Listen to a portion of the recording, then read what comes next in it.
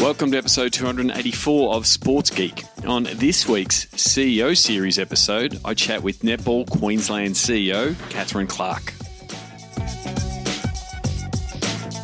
Welcome to Sports Geek, the podcast built for sports digital and sports business professionals. And now, here's your host who's waiting for the call for Spotify to acquire the podcast, Sean Callanan. Thanks, DJ Joel. Yes, my name is Sean Callanan. You can find the podcast. You might be listening to the podcast on Spotify. It would be great if some of those Spotify dollars that have been splashed around to Bill Simmons and Joe Rogan came Sports Geek's way. But until then, it is available on every single platform. It might be on Apple Podcasts. It might be on Google Podcasts. It might be on your Alexa. It is definitely on sportsgeekhq.com. It's also available on my favourite podcast app, Pocket Casts. So I appreciate you listening and appreciate you if you are also a subscriber to the Sports Geek news. Comes out each week. You can sign up for that at sportsgeekhq.com/SGN. That allows you to read every article that I read. The ones that are important ones, I make sure that they're in there, and I also tell you what about the Zoom calls that are happening on a weekly basis. But as always, if you want to contact me, you can do so via social media, at Sean Callanan, at Sports Geek on most platforms, or you can try the old-fashioned way. No, not fax. Let's just go with email. Sean at sportsgeekhq.com. Before I get into my chat with Catherine Clark, CEO of Netball Queensland, just want to give you a quick update on the Sports Biz Zoom calls. Having a lot of fun on those calls. We have now got 5 different topics available for replay.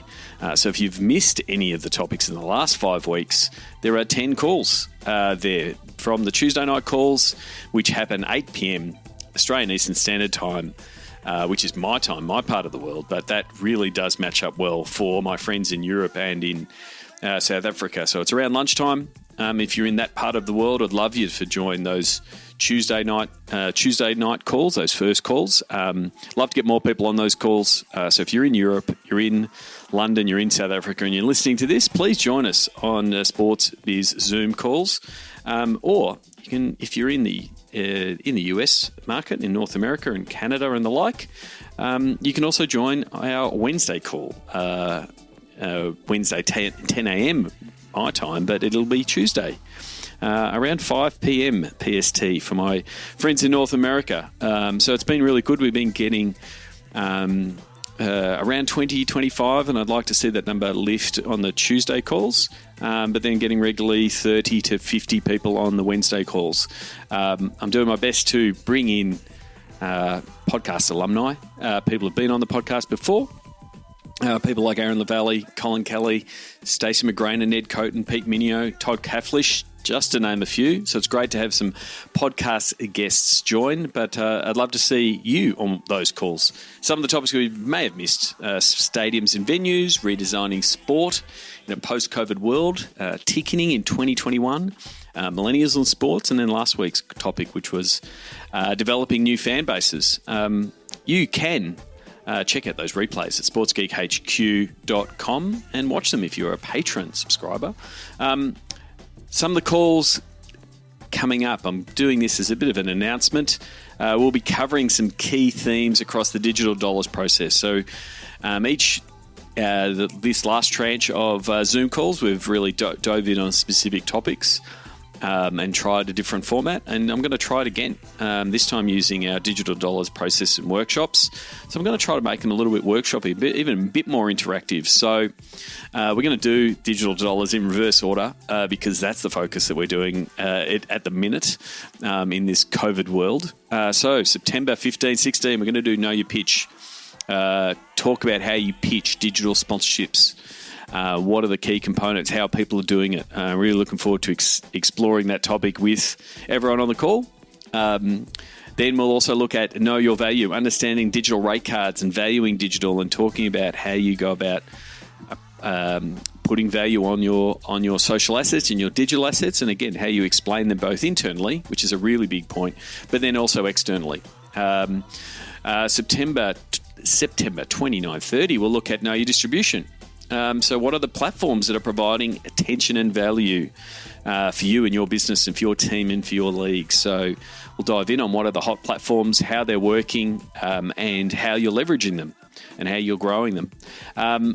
So October 5-6, Know Your Content. I'm going to go through and discuss with everyone on the call how you go building out content franchises, and not only scoping out what they look like, but how do you make sure that they engage your fans and how they also engage your sponsors, how you can go about selling them. So again, tying it back to that Know Your Pitch. And then October 12 and 13, Know Your Audience. So we'll be diving in a little bit of the data side of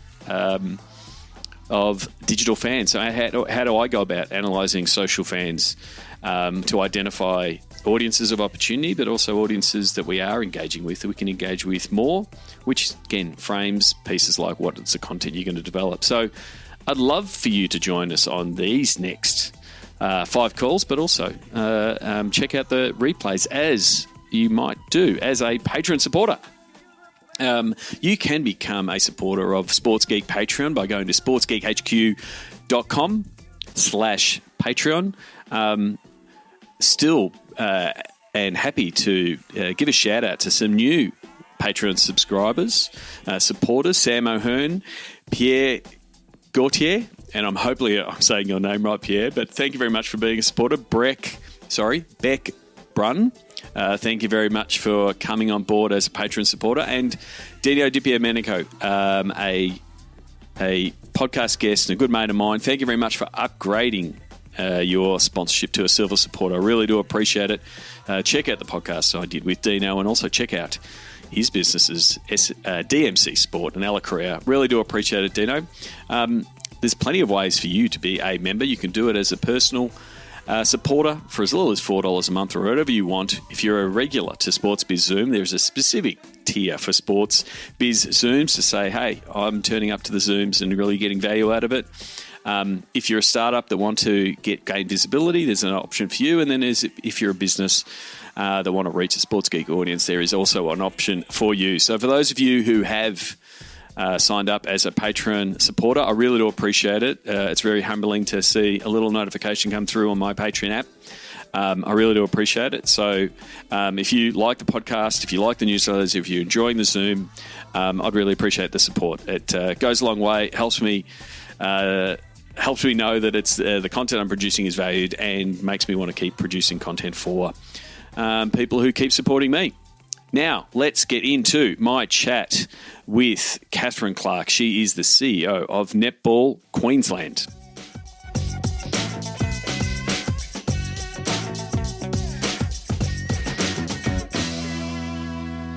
Very happy to welcome Catherine Clark, CEO of Netball Queensland. Welcome to the podcast, Catherine. Thank you, Sean. Good to be here. First of all, before we get into everything that's happening in netball in Queensland, because it's a very busy time for you right now, I want to go back a little bit and ask you, how did you get your intro and break into the world of sports? So I've been playing sport for as long as I can remember, and primary school was my big pickup because I was fortunate enough to have a teacher, and Judy Reid, her son he became the Australian hockey captain. Okay. So she wasn't a bad person to have at your school. Yep. I had no family involvement, but I started to play hockey. I could run fast on an athletics track. She said, have you tried hockey? She put a stick in my hand, and that actually took me around the world. So I went from playing here in Queensland to playing in Holland, in the Netherlands, and that opened my eyes to the fact that you could actually earn a living in sport. And back then, although we won lots of medals in hockey, you didn't see the business of sport because they weren't paid. We had a very transactional sport where you would go and play your game and leave. You wouldn't stay where there was a coffee shop or the professional league wasn't there. And then I went to Holland and I could watch Ajax, and even my hockey club was sponsored by Heineken. They had a bar and a cafe. People hung around. It was a thriving business, and it just blew me away that, hey, you could actually work in sport. And when I came back to Australia, I kind of had that in my mind of how different it was, and wouldn't it be amazing if we could be a part of that over here? And then my first paid job in sport was I actually went over to New Zealand, and I spent 10 years living in New Zealand. I worked for Sport and Recreation New Zealand, started off as a policy advisor, and then ended up managing the government's investment in junior sport and working with lots of NSOs. It was a vertical learning curve. I think I had 4 promotions in 6 years. And I am forever grateful for being adopted by my Kiwi friends over there. But that was amazing, and that led into a pathway of accidental CEO roles. So you went from Sport New Zealand to gym sports to Gymnastics Australia, and then working in some Queensland government. So do you think all of those different roles gave you that well-rounded view of what a CEO needs from a sports org or any org for that matter?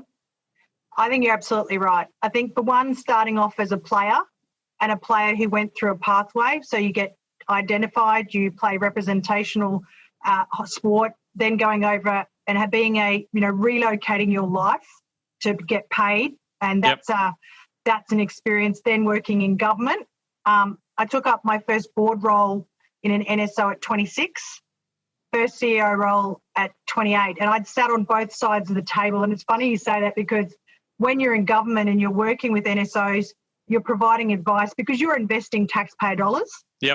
And then you go and sit on the other side of the table, and I can tell you now, you know about 20%. You get on the other side of the table, you've got an elected board, you've got in gymnastics, a vast membership base, you've got an Olympic code. There is so much to learn that when you're in a funding agency, you don't realise how general your skill set needs to be and how much stakeholder management there is. And then New Zealand being what I underestimated, the cultural difference. New Zealand was a fantastic place for me to learn and grow because they're so innovative. They're a small country that needs to adapt quickly in order to stay at that cutting edge, to be, winning in everything from rugby to cycling. And then you come back to Australia, and we perceive that, we are far better and know more because we're the big brother. And actually, I think we could look over the ditch and learn a lot. Yeah, definitely. So that finds you in the role at Netball Queensland from 2015. And for those who don't know, Netball Queensland is an NSO, but it's more than that. You're a person that wears many hats in that role. What does Netball Queensland? What are all the components of your remit at Netball Queensland?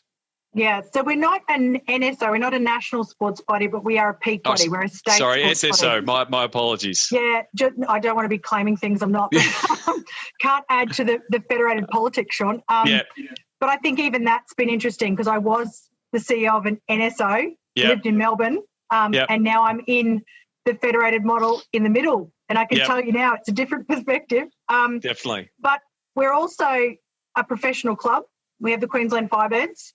And that certainly was something that enticed me to the role in the first place. And then last year we became venue managers. So we, I think on day 3 back in January 2015, Rosalie Jenke gave me my challenge to get her a venue. The Queensland Firebirds, being the most successful team in that ANZ Championship, were nomadic. They had no fixed abode and trained in all kinds of venues, which blew me away. And we started the journey to get what is now the Queensland State Netball League, aka Nissan Arena. Currently the centre of the universe for netball. Yeah, it is in netball in this part of the world, definitely. So that offers a whole bunch of both challenges and opportunities. So how has, and I want to talk a little bit about your plan for netball. How has that changed from when you first stepped in the role to your latest plan, that you rolled out to say this is the plan for netball now that we've got some of these key assets? How has that journey been over the last 5 years? Yeah, it's been epic for me as a non-netball person. And I think actually that was instrumental. We couldn't get out of our own way. The politics of sport, we'd been through 5 CEOs in 7 years before me. And we needed to evolve. And that's always a really uncomfortable process, particularly as you would know, sports professionalising. How do you respect and take what's great in your traditions but actually respect them by evolving and staying relevant. And that has been the biggest challenge and priority for me. We evolved our constitution, changed the kind of business structure that we have. We've moved from a $5 million turnover to a $13 million turnover. We've had to professionalise our sort of staff and our approach to our business. But, you know, we are a massive sport. We've clipped over 102,000 participants just in Queensland. We have 320 odd clubs who are part of 79 associations. So we have a very big footprint. And so leading change with a volunteer workforce, you know, that's an art of its own in how you bring people with you. What do you change? What do you leave? And celebrate and just try and grow. But at the same time, we had to find ourselves a home. And we were the last state in Australia to get a home of netball. And I think that's probably a bit about the track record here, Sean, but also the next journey is the priority of women's sport beyond, you know, lip service and getting in media is actual looking at the economics of women's sport and how financially sustainable it is, and are sponsors investing rather than just, you know, saying they are partnering, which is fantastic. But if we're going to continue to grow and thrive, you know, and the next frontier for me is pay parity for female athletes. We absolutely need to grow the economy of women's sport. So a bit of it was housekeeping at the beginning. Yep. Making sure that we were, you know, I couldn't get a P&L when I first arrived. Yep. We had some housekeeping to do. We're on a business transformation journey to make sure that we continue to remain relevant, that we reduce the admin for our volunteers in our role as a state sporting body. We've picked up 2 premiership wins with the Firebirds in 15 and 16, and we're in that phase now of building our roster and our list with the aim of picking up another one in the next 2. Yep. And I think our strat plan has the title Netball United. And for me, that's a signal of what's to come. Yes, it's about the venue because we can bring all kinds of participants here. Netball, yes, but also volleyball, basketball. The Brisbane Bullets play out of here. But it's also for me about embracing indoor netball. So the different formats of our code, reinventing some opportunities for non-gendered netball. So not male, not female. We don't need a netball M. Yep. We actually are a sport based on its rules that could, I think, at both social and competitive level, transcend gender altogether. I'd love Brisbane 2032 games to include NetX, which is going to be our new product, which is genderless. It's best players on the court. Okay.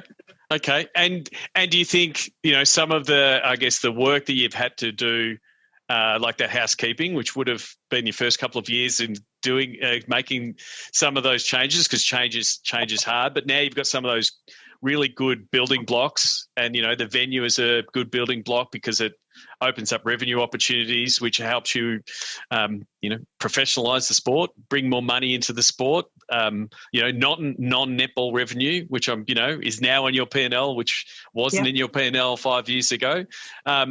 Do you think that sets up the path for, you know, new products like NetX and the like? Absolutely. I mean, this is kind of 101 stuff. You've got to have your house in order, and in order to make the most of the opportunities to grow, you've got to have the ability to service a large membership. We are a member-based organisation, and some of your listeners would probably, their eyes would go into the back of their head if I told them we have about 100 votes on the floor of an AGM. Yep. We have that federated model, and it's how you engage those people, which can become a force to be reckoned with because they bring so much experience, but how at the same time we can operate more like a social entrepreneur. And I'm spending more and more of my time listening to startup podcasts and, you know, blitzscaling by Reid Hoffman and things like that, because we need to move with the times. We need to be agile, and we've been implementing agile for the last 5 years. And it's such a break from tradition, but it means that you can take the ideation phase of something like NetX, Netball United, walking netball for our older adults, and we can implement them using principles and growth strategies that come out of entrepreneurship. So our challenge now is kind of this blended workforce. We're getting more commercial monetized participation streams where you can pay coaches, you can pay officials, and people are really valuing the experience. So they're happy to pay for that, which is, I think, what's happening across sport and rec, moving away from purist volunteer workforces where people are happy and parents can volunteer 20 hours a week. They can't. And actually, they're quite happy to pay for a coach to have a great experience for their kids. We're in this transition phase, and I know it's not just netball, but certainly having a venue, you can see that it's fast-tracking parts of our business where that transformation's occurring. And the thing is, as a sport, you need to adapt to that, of the changing need of the consumer and of the people looking for the sport, to go the years of, my daughter plays netball at this time of the year and someone has to do all the work and it not be paid, because you're competing against all the other sports that are popping up and making it easily consumable, easy to pay for, and a total experience. That's why sports like netball, have to move with the times to be able to offer that service to customers, and that's what, and fans, but participants in particular, to say this is the type of experience they want. And you're right, there's money flowing through those different products that are being offered across sport. Absolutely, you're 100% right. And I think that end-to-end, which you kind of flagged there, how you register. Is it on a mobile device? Like, have you even got simple things like your website? Is it mobile friendly or mobile first? I heard a stat last year that was across Australian sports, NSOs and the like, we're investing about 1% in digital. Australia is really undercooked, and I usually spend time each year in America just because I get so energized by watching the speed of change over there and that entrepreneurship and professional clubs. What we're doing here is we're transitioning our scoring of the game through to competition management and participant registration all onto a mobile-first app, which means that, Sean, if you had kids that were playing and you're in COVID, so you're trapped in Sydney, you could live stream, your daughter's club game. You could watch the score ticking over, but you can also manage, competition registration for state age or whatever it might be. Meanwhile, as a sport, we're offering our local clubs the abilities to sell advertising space to derive a commercial revenue. But at the end, we're engaging parents, caregivers, putting our sport online live. So you can watch those live scores of your Saturdays. This is the space we absolutely need to get into. And then there's the Firebirds. So, we're building at the moment a online fan tool. So, there'll be more to come on that one soon. That's one of those topics I can't talk about. But that's all right. This is, the digital appetite. COVID has just fast-tracked the opportunities, and it's presented us with, one, what is your core business, and what are the things that you can afford to stop? So it's, the sort of war of attrition and that survival. But secondly, I think for Australian sports, it has put us in a position where we can no longer defer this digital transformation. We've got to embrace it and leverage it. Yeah, I mean, I think I've seen a couple of jokes around the same thing. Who led digital transformation? Unfortunately, for a lot of sports and businesses, COVID has, right? Which is a byproduct of it. But the advantage and the opportunity for SSOs, when you say, here's all of our players, here's all the people in our ecosystem, like moving that from paper and people to digital, then it opens up that commercialization option from a sponsorship point of view, because yes, you can, at the very top, you can be engaged with the Firebirds at the elite level, but also we can connect you digitally to everyone from a fan to a player. That's the massive opportunity for sport, because brands are going to want to align with people with great values that can show that we can connect you with that fan or participant. Absolutely. And I think that's been the domain of the big sports like AFL and cricket and league for quite some time. For me, it's like the sleeping giant. Netball is huge. It has this amazing footprint, and we keep getting told, it's straight to the household decision maker. You've got mums who played. We're getting more and more boys playing each year because there is, less risk of concussion and various other things that parents are concerned about. The rules of the game, can't hog the ball. You can only hold it for 3 seconds. You can't run with it. It means you have to play as a team. So if no one person can dominate and everyone will get a touch, if you're a parent looking at a product of where you want to spend your money to develop your child and their experience physically, but also as a team player, netball's a fantastic product. And we're about to go online, Sean. So for me, it's like waking the sleeping giant. We've had the scale of the other comp sports, but we've never really taken that scale online. Yeah. And I think for Netball Queensland, with the partnership with World Sport Action, which is for our digital platform for participant registration and live scoring, we're on the cusp of something pretty exciting. And I think sometimes change management, we get worried about people who've been in the sport for a long time. I can tell you now, we had Madonna, who's one of our life members, was here in the arena watching some netball, and she trains bench officials. She's probably been doing it for 50 years. Yep. And she said to me, our live scoring app is the best thing we've ever done because it's practically training all these people to score netball so she doesn't have to, and she can look up things on her mobile phone. Yeah. So I think we've got to give them an opportunity that if the solution is right, if the product market fit is right, taking it out of entrepreneurship, it'll work. Yeah. And as long as you communicate, involve those people who, you're literally standing on their shoulders because they've kept the sport going for decades, they will come with you. I think sometimes we have a bit of a negative approach to technology that we're going to lose those people. Well, I don't think that's always true. Yeah.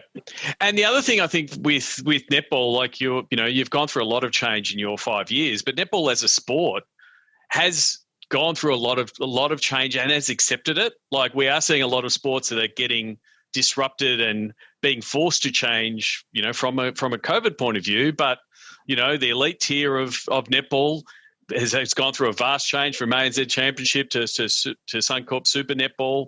Do you think the netball community is just ready to go? Like you said, when you're getting, scorekeepers that have always done it with pen and paper going, I can do it with mobile. Do you think they're very much accepting and ready to go with because they've had so much change and haven't had as much resistance that you might see in a more traditional sport? They're like, no, I always want my footy on a Saturday afternoon, and it's like being resistant to change? I think it's highlighting that we're a sport of two breeds at the moment. I mean, we have been, you're right, we went to Suncorp Super Netball and we've adapted the 2-point shot. I mean, that was introduced with 2 weeks before the league started. And that's been a real dividing decision, but we've moved on and we've gone with it. And we're very fortunate with the playing group that we have at the moment, just how they get on about their business. It's quite exceptional. I think that in general, yes, we're good at change. I think if netball can continue to evolve and embrace it, it will be the most important part of our armoury because it's not going to stop. But I won't say it's easy. And we have a lot of long-serving volunteers particularly who will quite openly say they don't like change. They don't want it to change. However, I think that there is enough impetus and enough passion for the game that they'll embrace that change and come along for the journey. So change takes leadership. I was looking at your LinkedIn earlier today. You were talking about vertical leadership and how much you want to do that as yourself, but also with your exec team. Do you want to explain, I guess, some of the concepts and why that's important to you?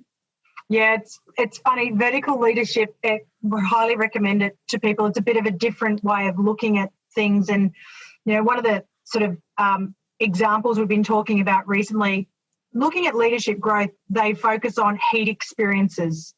And you can look at your own journey and you probably get your biggest growth trajectories out of either stuff that goes wrong or taking a big leap of faith. So for me at 20, going to the other side of the world, I'd never been out of Australia and I moved to Amsterdam. Yep. That was pretty, I don't know how my mum lived with it, firstly, because I've become a mother now and I just don't know how she did it. Yeah. Apparently I was very good and I was boring, so she thought it'd be fine. But coaching in a different language, and I had to coach everyone from 6-year-olds through 35-year-old men, and I was 20. you have to rise. And if you've got that growth mindset, the heat experience that vertical leadership Nick Petrie talks about, that's where your fortitude comes from. Those are the moments that make you lift and you find that you've got capacity or capability that you didn't even know you had. COVID is one of those where, I was thinking I'm a believer that you don't have, CEOs particularly should not overstay their welcome because you become the problem. Yep. And 5 years, loads of change, and literally my job's just changed with getting a venue. But COVID, the environment, leading a bunch of people through huge uncertainty where literally on a daily basis you have 4 or 5 changes to the things that you're the factors that you're making decisions based on. It's brought everything in, and the pressure, are we having a season? Are we not? Are we having an SSN season? Are we not? How do we financially get through this? What are the mental health tolls? Yep. How do we decentralise our workforce and maintain productivity? For us, that's where moving to Agile a while ago has been, it's just proven that this transformation journey we're on to is absolutely critical. It's set us up for success. And in that way, this is one big heat experience. And if we can encourage our people to look at crisis as an opportunity to go back to your core business, to focus on what's really important, to grow and seek out the opportunities like digital, being one of those, you're going to have the biggest growth out of those moments versus when we're sitting in a conference or, in a moment of comfort. Yeah. I think so. For us, it's about embracing it, not being overwhelmed by it, but trying to really focus on the heat being a way of growth and stimulating growth. So as you said there, we're all experiencing this giant heat experience, to use your words, in COVID and the challenge that it presents. What has it been like to talk about SSN, Super Netball, for those who don't know, which is the professional comp here in Australia, which the Firebirds are part of?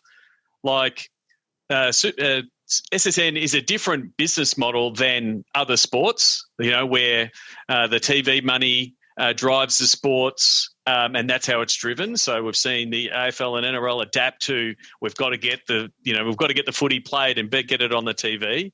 SSN has been a different model and a successful model. What was it like trying to, decide whether it, going to happen, and then 2, how can we do it in a safe manner? And obviously you're in the middle there, must have been hard, keep putting your hats on and off. Like, I'm talking as the Firebirds now. By the way, I've got an arena. By the way, I also want to look after my players. What was that? Guessing it was a multitude of weeks to decide, hey, how can we do it? What do we do? What was that heat experience been like? Because it's not completed. It's still currently happening. Yeah, about halfway through. And, one of those things that we're just wary of now is the fatigue amongst our people. So we normally, to put it in context for your listeners, we would normally deliver 7 games in a season. We're delivering 34. And we're doing double headers on a Tuesday, double headers on a Wednesday, double headers on a Saturday, and double headers on a Sunday. So just from a workforce point of view, it's pretty epic, and it's going to put everything to the test, which is great.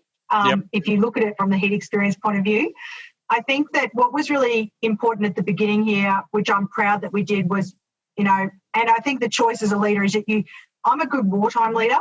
I'm probably not a good peacetime leader. I'd become problematic because I'd try and fix stuff and, tinker. But wartime leadership, when you're decision, making quick decisions and then adapting, the key thing is to try and deal with the uncertainty.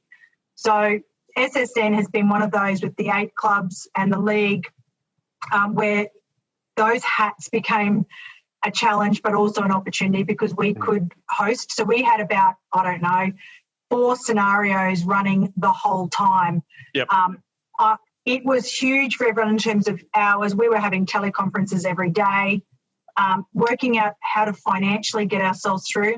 To your point about broadcast, we don't have money coming down into the clubs from a rights deal, and that makes it really difficult. But one thing netball is profoundly good at is running on the smell of an oily rag, and the goodwill and commitment really came to the fore.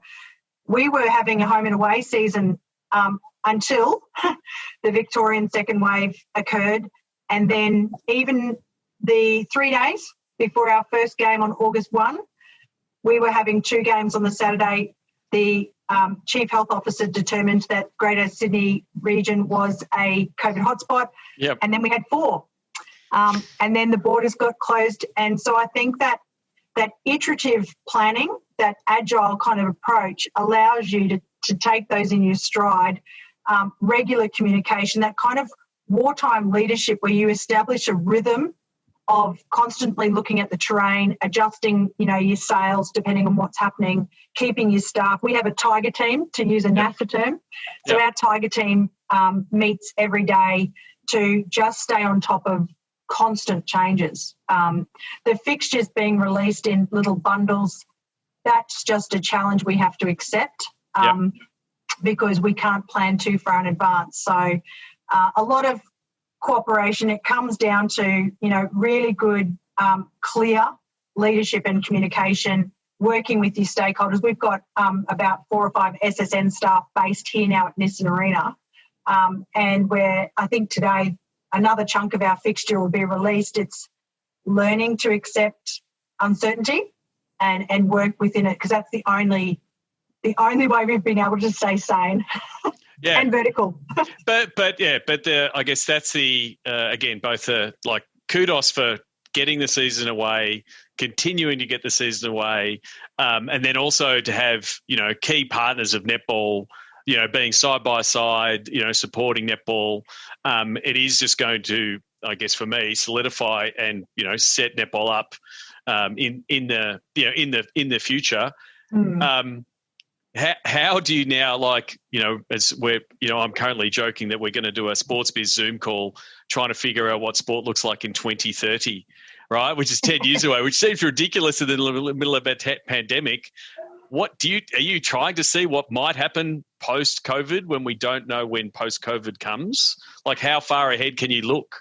Yeah, well, you can't really, can you? Because how long is this going to go around? And is there more waves to come? I think, going back to what is your core business and having to make some tough calls around that, our delivery model in general is based on the aggregation of as many people as you can into one space, usually indoors. Yep. Whether that's a coaching clinic, a Firebird school holiday clinic, or a game, we have to work out a way of operating where those parameters are not possible. And so taking our coach education online, we've done that. It just drives that further. And in a state as big as Queensland, that's just common sense. Yeah. But we've managed to push through the discomfort of having to do it online, which initially people don't want to do because they get used to it being, face-to-face. As a general rule, I always say the longer the term of your strategic plan, the less likely the assumptions that underpin it hold true. Yeah. So in a COVID environment, I think we're looking at sort of 12 months. You can stargaze, and that's cool. I love it. I'd love to do franchising like they do in Seattle and having our fans, digitally basically coach a team. Yep. There's all kinds of tech, sport, integration that we are stargazing about. But the reality for us at the moment is that once we have a good debrief at the end of this year, Queensland has been very different in the impact versus Victoria. Yep. So as a general rule across Australia, I don't know if we can fully understand what that fallout's going to be, because a lot of Queenslanders are acting like nothing's really happening. Yeah. They're still able. Our fans, we're the only club in the entire league that's been able to give its fans, its members, ticket to every game. Yeah. So we're kind of in a privileged position. But there are definitely trends that you've already touched on, things like the digital integration, delivery of things that would normally happen face-to-face. Even if they can, they might not in the future. Yeah. We might do our AGM online every year, Sean, because we don't need to fly people in from all over Queensland. I think we've learned our biggest one is that we've made a conscious decision not to bring everyone back to the office for our workforce. Yep. That we're now using this as the catalyst to have a decentralised working from home workforce. Yep. We don't want to return to anything. It will be working what drives productivity, what's helping our staff manage work-life challenges. So there are parts of our business which we have no intention of going back to anything, that we'll use COVID as that line in the sand, that we want to do it differently. Yeah, and especially if you are finding things that, either has been forced by COVID, but they're actually better. Like it's a better outcome. Like having more people turn up to your AGM because they're like, oh, I can't fly to Brisbane, I can't go. It's like, well, that's okay. We figured out that it all works on Zoom, or it all works on Google. So that's one of the advantages. Checking into your venue is another one. Yeah. The technology, when I went over to Golden State and you're talking about the technology they have around fan engagement and, procurement for the amount of inventory you buy in for F&B, they've been sort of using that in a non-COVID environment. COVID's enabled us to, through checking in, to work out processes and systems that we could then leverage later on and bring in. Yeah, completely. Like that's the thing, the paper ticket, God bless it, most likely it's gone, right? And we can just say, sorry, there might be germs on that paper ticket. We're going completely digital, and everyone accepts it. Whereas 8 months ago, people would have fought for the piece of paper, sentimentally and all that kind of thing. And, as someone that has a whole bunch of tickets myself, I understand that, but it accelerates that piece, what we were saying before. I want to finish off with the Sports Geek closing five. Do you remember the first sports event you ever attended? That would be thoroughbred racing at Doomben with my dad. Okay. Your dad was a big racing fan. Were you into the horses, or was it just? He's still a thoroughbred breeder. Yeah. So we were taken to the track at 4 or 5 a.m. to watch track work, and then Doomben, the bookies, all that. The hats. That's something that I was exposed to at a young age, and then. Depending on the level of sport you're talking about here, Sean, my brother-in-law's GPS rugby at Ballymore. Okay. Oh, terrific. Like I said, no one can ever Google that answer. So whatever you say is going to be correct. But you would have been to a lot of sports events, both in your life as an athlete, but then also as a CEO. Do you have a favourite food memory at a sports event that you'd like to share? I think my favourite was actually I went to a Golden State Warriors game last year, and I loved popcorn, and they have everything's massive over there. Like there's these massive, big Golden State Warrior popcorn bins, and I had one at the Timberwolves, I think it was, the hockey up in Minneapolis. Yeah, Minnesota Wild. Yeah. They were wild too, can I just say. That was a wild event. But two of my all-time favourites, and both involve popcorn. Okay. Well, it's to each their own. Like the food experience definitely has changed from the just the pie with sauce and the cups of tea and coffee to all the gourmet options that are now available. What's the first app you open in the morning? Well, I have a rule that I don't open technology. I go for a run at 5 a.m. every morning. Yep. So does that mean it's Runkeeper or Strava or something like that? No, nothing at all. No tech. Just me on the road for an hour. Yep. That sets my agenda for me rather than looking at something and letting something else set it. But the first one would then be in the car. I listen to Masters of Scale religiously. Terrific. So who do you suggest the podcast listeners should follow that you follow, and why? It might be a podcast, like you said, Reid Hoffman's Masters of Scale is a good podcast, but have you got another suggestion for people to check out? Currently, I am loving Mike Maples Jr. Okay. I think his podcast's called Starting Greatness. Starting Greatness. Okay, I might check it out. Floodgate as well is his company, but he's fantastic, and you've got short bits that you can listen to, or you can look up his documents. They're also great, but that entrepreneurship space, Mike Maples Jr. Mike Maples Jr. I have not heard of him. I will check him out. Lastly, and this is one where you can put your Netball Queensland or your Firebirds hat on, and you also answer it personally. So what social media platform is your MVP? Well, it depends on what I'm looking for. This is not a sit on the fence kind of thing. I don't want 3 different answers for types of mood. Like you're going to a deserted island and you've only got one platform. WhatsApp would have to be where I'm at with all the groups that we are chatting with, Event Day, Yep. Friends, people from all over the world that I've done like leadership courses with. We use WhatsApp to stay in touch, and then on game day here, everything's on WhatsApp. So currently, I couldn't live without that. So okay, and then from a Firebirds point of view, what do you think? What's that? The Netball Live app is the only, because we're not allowed to have team apps, Sean. Okay. So the Netball universe is on Netball Live, and I'm a stats person. Yep. So I live in the match centre on Netball Live. Terrific. Last but not least, where can people find or connect with you on the internet? Where's the best place? LinkedIn. If someone wants LinkedIn, find yourself on LinkedIn. Please tell Catherine that you have listened to the podcast and you enjoyed it, and that you look forward to going to a netball game when travel restrictions allow. Because that's pretty much what I have to say to everyone these days, because I haven't been to sport in 4 months and I'm starting to get the shakes. I know. Thank you very much, Catherine, for your time. All the best for the rest of the season. Stay safe in your part of the world, and hope everything, touch wood or whatever I have to do to make sure the season gets through. But all the best for the rest of the year. Thanks so much, Sean, for having me. Find out more about Sports Geek's Digital to Dollars process at digitaltodollars.com. We'd love your support on our Patreon campaign. Go to sportsgeekhq.com/Patreon. Thanks again to Catherine Clark.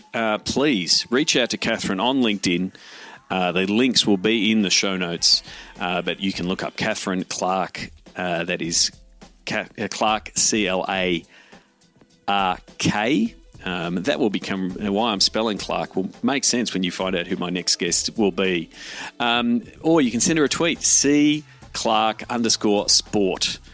Please reach out to her if you have not connected with her. It's very, as you can tell, if you just listen to the interview, absolutely savvy operator in the sports business space, doing some great things in the world of netball. Please connect. Give her your feedback on this on the chat. I love seeing people connect with podcast guests and give them some feedback directly. It's great getting feedback from podcast guests a couple of weeks later to find out who they've connected with and some of the feedback they've got from around the world. So I really do appreciate it. Before I wrap up this podcast, so I did mention recently the titled Sports Geek Avengers Project. Again, shout out to Marvel and Disney until they tell me to stop using that term. And I'm using it as a homage. I spoke about the Sports Geek Avengers Project as a way to describe what I'm trying to do in the sports space is to try to bring quality people together that have potentially been pushed out of the world of sport due to COVID. I think there's a real opportunity to bring some really talented people together. And that's what I'm doing with different people, talking to different people and trying to find and source projects that fit the skill set of the people that I'm getting in touch with. So it comes from two sides. If you're one of those person that has been pushed out of the world of sport, please reach out to me. I put up a post on LinkedIn. I've been lucky enough to work in multiple industries and jump from industry to industry, to go from IT to all of sport. Took a little bit of work, but lucky enough to understand what it's like transitioning into a new role and redesigning and redefining yourself if you want to look at a new career. So I've had some great feedback on that LinkedIn post, but also I want to talk to people who are trying to figure out what is next. I've, like I said, been through that multiple iterations, but I do think there is some opportunities there for us to team up in some way. And likewise, if you are on team side, league side, and you are restructuring what your business looks like and how you are going to still satisfy your fans, deliver for your sponsors with a restricted resource base, please, I'd love to have a chat, because there are some really talented people out there, and I think there's some really good opportunities to match up the two. So please reach out, Sean at sportsgeekhq.com. whether it's around digital or commercial or content production or marketing, ticket sales, sponsorship campaigns, the stuff that I've been doing and that my team's been doing, but also in that wider space, because this has, the industry has been affected across multiple departments. So I'm talking to a lot of different people. And then additionally, I've opened up what I'm calling office hours, which is opportunity for a chat. If you're in a tough spot, trying to figure out what's next in your career or breaking into the sports industry, which has now got tougher than ever, I'm offering a few spots in my calendar to have those calls one-on-one with people to help people get back on their feet. So you can go book in a time for that, sportsgeekhq.com/office hours. If I can help you get back on your feet, I'd really love to, and I'd really love to be supporting people who've supported me. You as a podcast listener have been supporting me for many years. If I can help you in any way, let me know. So they're the main things. They're the main calls to action at the end. My motto is still the same. I still want to work on big problems. 2020 has offered up a lot of big problems. So please reach out, Sean at sportsgeekhq.com. If there's a big problem that you want to help solve. If I can't solve it, the good thing is with things like the Sports Biz Zoom and staying connected with people via LinkedIn, there's every chance that I know someone that might be able to help you. So go to Sports Geek HQ. There's a lot of big buttons there to either chat, organise a time for a phone call. If you're a sports tech or a solution provider of the world of sport and you think you can help sport find a way out and find solutions that are needed, the pre-production for the Sports Geek Amplify series is starting to kick off. If you want to be involved in that, please check out sportsgeekhq.com/amplify.